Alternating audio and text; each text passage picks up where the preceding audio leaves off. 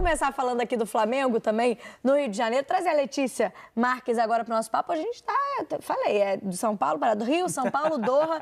Voltamos para o Rio de Janeiro agora com a Letícia Marques já aqui no nosso Telaço para falar da movimentação do Flamengo, Letícia, porque desde dessa mudança de gestão, que de fato ainda não começou, né? Porque o mandato começa no ano que vem, mas houve a eleição, a mudança a vitória agora da chapa que seria a chapa de oposição à última chapa, a última diretoria rubro-negra. Primeiro nome já apareceu, que é a possibilidade do Roger Guedes, né? Qual é a situação dessa negociação no momento? Boa noite.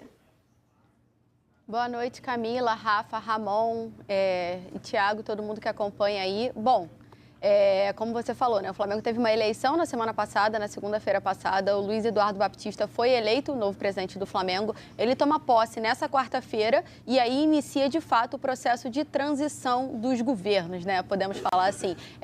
De fato quando o Rodolfo Landim vai começar a passar o bastão para o BAP, que assume de verdade a caneta do Flamengo, como a gente costuma dizer, no dia 1º de janeiro. Mas não quer dizer que ele já não esteja observando o mercado e mapeando todos os primeiros passos, né, para a sua gestão, né? E eu acho que antes da gente entrar um pouquinho no Roger Guedes, Camila, queria trazer o nome, que é o principal nome da gestão, que é o José Botto, que vai ser o diretor de futebol do BAP. Ele já está acertado com o BAP há algum tempo, a gente já falou sobre ele aqui, e é ele que, junto ao BAP, começa todo esse mapa do elenco do Flamengo e também do que o Flamengo precisa para a próxima temporada. E além do atacante, que o nome que você já falou, né, é o Roger Guedes, eu já trago todos os detalhes do Roger Guedes, a gente apurou que essa nova diretoria planeja investir em outras 3 posições.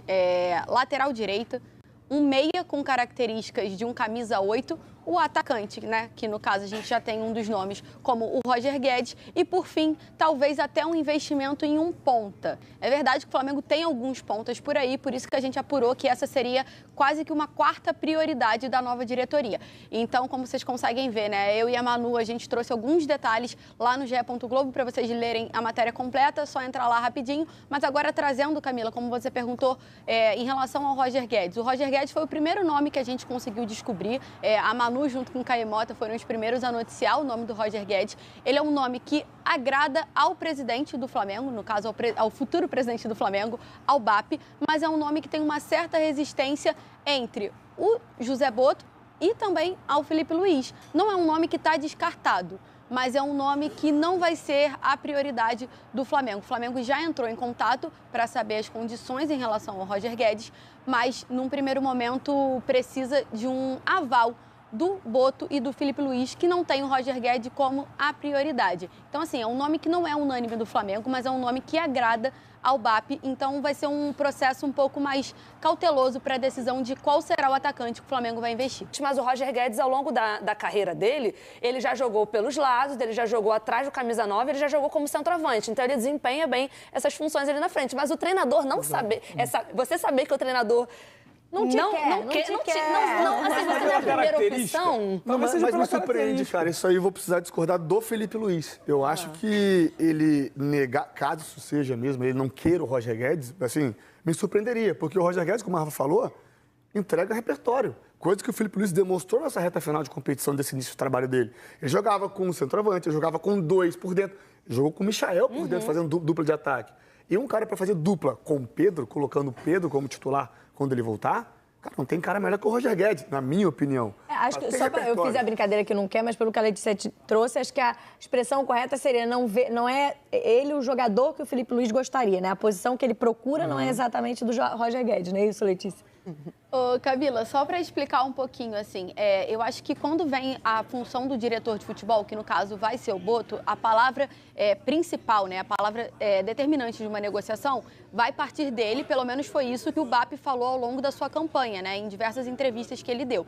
E quando a gente descobre o nome do Roger Guedes, a gente também vai apurar para entender o que todos os envolvidos escutam. E aí a nossa apuração dá que não é o nome preferido do Botto e do Felipe Luiz, mas não é um nome descartado. Ele é o nome preferido do BAP, ponto. E aí, em relação ao Botto e ao Felipe Luiz, é um processo que eles entendem que talvez tenham outros nomes, mas não é um nome que está descartado. O Boto chega ao Flamengo, né, no caso, na verdade, ao Rio de Janeiro, um pouco depois do Natal, entre o Natal e o Ano Novo, e aí é quando, de fato, vão começar as reuniões presenciais. E eu falo presenciais por quê? Porque o Boto e o Felipe Luiz já fazem reuniões há algumas semanas, por telefone, enfim, até para você organizar a pré-temporada do Flamengo, que está marcada para uma viagem para o dia 10 de janeiro para os Estados Unidos. Então, assim, tem todo esse início de diálogo. Então, assim, não é que o Roger Guedes está totalmente descartado. Não está, mas é um nome que está em debate porque não é unanimidade entre a comissão técnica e alguns dirigentes. Eu vejo o nome do Roger Guedes como um baita reforço para todos os times do futebol brasileiro, pelo que ele já desempenhou nos grandes times que ele passou, no Palmeiras, no Atlético Mineiro e recentemente no Corinthians. Mas talvez seja mais a questão da característica, não? Acho não, que... mas isso que me surpreende. Porque, assim, acho que o Flamengo pode pensar num 9, mas com características semelhantes à do Pedro. Para esse período longo que ainda vai ficar sem o Pedro. Não, mas peraí, se você for contratar o Roger Guedes para ser o 9, o homem de referência, aí tá errado. Então, talvez seja esse ponto. Beleza, a gente precisa investir alto num atacante para ser o nosso camisa 9. O Roger Guedes é um bom nome?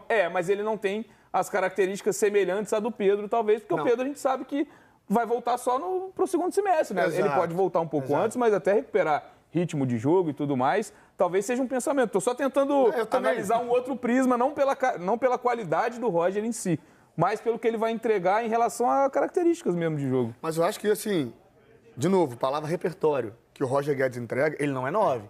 Pode jogar ali numa função, mas o Felipe não joga com um 9-9-9 ali, um Pedro de referência. Ele dá muita liberdade aos atacantes. Porque ele não teve o Pedro também, né? Não tem Pode isso? ser que seja isso. Assim... Mas o Flamengo, pensando também na temporada, e o que sofreu por lesão esse ano, você ter o Roger Guedes e o 9, esse que o Felipe Luiz quer, eu acho que isso é justo. Acho que o Flamengo pode correr atrás disso para ter opção de elenco. O Flamengo sofreu muito tempo nesse brasileiro sem o 9 de fato. Então, assim, eu acho que o Flamengo tem condição financeira para isso e pode ir atrás, sim, de ter o 9 e ter o Roger Guedes. Deixa eu voltar na Letícia, que já levantou o dedinho ali para trazer informação, até porque a gente está nessa expectativa do Pedro, né? Quando ele vai estar de volta ao Flamengo e possivelmente a seleção brasileira. E ele deu uma atualizada aí, criou expectativas, né, Letícia? Camila, só para arrematar um pouquinho, até complementar o comentário do Ramon, eu entendo super o que o Ramon está falando, até porque a gente está tentando apurar, né, desde o momento que a gente sabia que o Gabriel não ia renovar com o Flamengo, a gente começou a entender o que o Felipe Luiz e a diretoria que estava no comando do Flamengo pensava para o investimento em um atacante em 2025. E aí, por isso que eu falo que é a diretoria que estava, que é a diretoria da gestão do Rodolfo Landim. O que a gente apurou com a diretoria da gestão do Rodolfo Landim é que o Flamengo queria um 9 com características que jogasse tanto quanto 9, quanto pudesse jogar não só... jogasse também pelos lados, enfim, alguém que jogasse com o Pedro e alguém que jogasse no lugar do Pedro. E isso era a apuração em relação à diretoria do Rodolfo Landim. Agora a gente precisa entender todo o novo cenário que cerca em relação ao que pensa a diretoria do BAP, que vai assumir o clube em janeiro. Então acho que talvez o Bené tenha um pouco de razão ali para entender o porquê o Roger Guedes não seja o nome preferido do Boto e do Felipe Luiz. Mas a gente vai descobrir com o tempo, eu prometo que eu trago atualizações para vocês. Mas para falar ainda do Pedro, né? O Pedro, ele fez todo o processo de tratamento dele no Ninho do Urubu até sexta-feira passada. Ele marcou presença ontem na despedida do Adriano, deu uma pequena atualização, assim, da sua situação. É difícil que o Pedro volte para o Mundial de Clubes, mas é algo que ele tenta fazer, né? Ele até fala, uma parte da declaração dele é que ele não sabe se vai conseguir antecipar os processos, mas que está numa recuperação um pouco avançada, sim.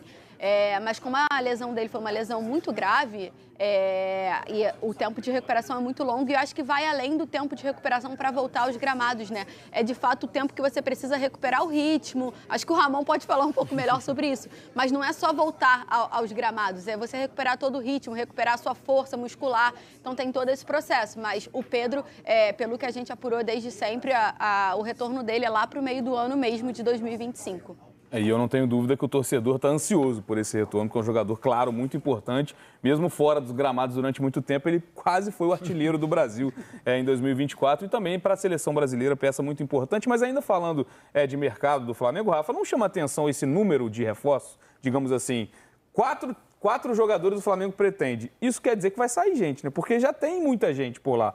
Acho que ao longo das semanas a gente comenta muito sobre o ataque. Claro que a função de 9 é diferente, mas pensando nos lados do campo, são muitas opções. O Flamengo foi muito ativo na última janela. Trouxe o Alcaraz, o Plata, o Alexandro, o Michael. Porque precisou desses jogadores também por conta das lesões. E aí, quando eu olho mais 4, me causa impacto. Será que vai sair gente? Quando a Letícia falou, né, eu tenho acompanhado também ela, a Manu e todos os nossos setoristas, assim, eu pensei, eu não esperava que o Flamengo fosse pensar no mercado tantos jogadores, que eu acho que 4 para esse elenco que já tem para praticamente todas as posições o Flamengo tem titular e reserva definido, assim, né? Pelo menos um primeiro reserva. Então, eu não sei se tá pensando... todo mundo bem fisicamente. E aí eu não sei se está pensando mesmo em deixar um elenco um pouco maior, mais largo, pensando no trabalho do Felipe Luiz, em todas as competições que vai ter, porque também tem o Mundial, também o Flamengo vai voltar a disputar tudo de novo, né? Estadual, Copa do Brasil, Brasileiro, Libertadores e tem o Super Mundial. Então, de repente, é até para conseguir fazer uma modificação um pouco mais intensa na equipe, mais variada e contando com lesões que o Felipe acabou tendo que lidar com algumas delas, né? Ele tem o retorno... Ele não tem o Pedro, mas ele chega sem o Luiz Araújo disponível, mas agora na reta final tem o Luiz Araújo, né? O Pulgar. E aí pensando também em convocação, né? Porque vários desses jogadores do Flamengo são titulares, são convocados para as suas seleções. Então, assim, não sei se a ideia é essa ou se tem uma possibilidade de saída. Eu não ouvi falar ainda em jogadores que estão para ser negociados no Flamengo ou com contrato acabando, acho que não tem, né? Mas que vão ser negociados e estão dando indício que querem sair, eu ainda não vi nada sobre isso. Então, eu penso que a ideia talvez seja mesmo... O calendário do Flamengo mesmo. 4, né, que a Letícia falou. Um lateral direito, um número 8, um atacante e um ponta, né? Sim. A lateral direita, eu acredito muito que seja já prevendo uma saída do Wesley pós-mundial. Eu acho que seja uma reposição já para isso. Isso a mesma questão que foi do Facundo. Já se for gringo, já de se adaptando, pegar o estilo do jogo, se ambientando. A gente viu agora a dificuldade do Alcaraz, que eu acho que o ano que vem ele pode render muito mais. Questão de adaptação, isso faz parte do processo. Cada um tem a sua maneira de se adaptar, né? De reagir a um novo lugar, uma nova língua, enfim. O número... camisa 8. Então, eu acho que... eu não sei se o medo de perder o Gerson para o mercado, não sei. Também. Eu acho que precisava de uma reserva pro Arrascaeta. Um número 10, de fato, ali. Eu acho que o número 8 tem o Alcaraz. Eu acho que o Arrascaeta... Esse é um ponto, né? Porque o 10, na verdade, vai ser um reforço dentro do elenco. Porque o Arrascaeta passa a ser 10 nessa temporada, né, Letícia? E até trazendo mais uma notícia do dia aí, ou no mínimo um post enigmático do Paquetá, que tá deixando o torcedor rubro-negro sonhar. Será que esse é o 8? Essa é a pergunta de milhão, Camila. Ainda não tenho nenhuma informação em relação ao interesse do Flamengo no Paquetá nessa janela, né? Nessa janela, né?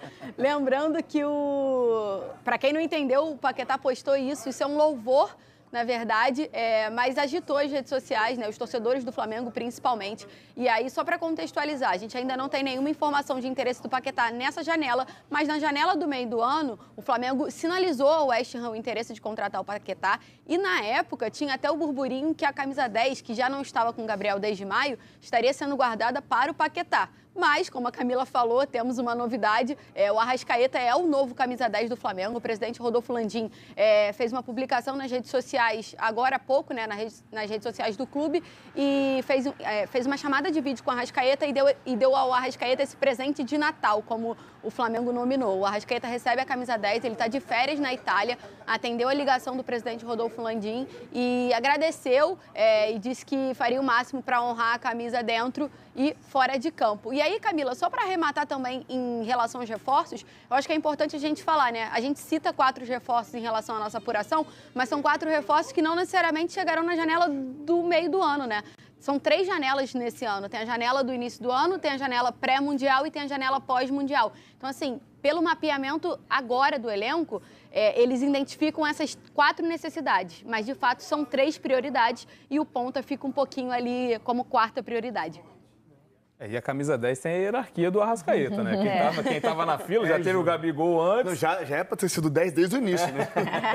Mas, enfim, a gente respeita. É isso, uma camisa muito importante para a história do Flamengo e emblemática também, né? Que o Gabigol acabou perdendo ao longo da temporada de 2024. Letícia, muito obrigado pelas informações. Se tiver algum pitaco para encerrar essa chuva de informações do Flamengo, fica à vontade.